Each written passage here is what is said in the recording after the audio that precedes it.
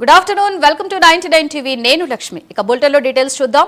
పహల్గాంలో ఉగ్రదాడికి పాల్పడిన వారిలో ముగ్గురికి సంబంధించిన స్కెచ్లను భద్రతా సంస్థలు రిలీజ్ చేశాయి. వారికి ఆసిఫ్ పూజీ, సులేమాన్ షా, అబూ తల్హా అధికారులు గుర్తించారు. వారి కోసం సెర్చ్ ఆపరేషన్ కొనసాగుతోంది. కాగా ఈ దాడికి పాల్పడింది తామేనని లష్కరే తోయిబాకు అనుబంధ సంస్థ అయినటువంటి రెసిస్టెన్స్ ఫ్రంట్ ఇప్పటికే ప్రకటించింది.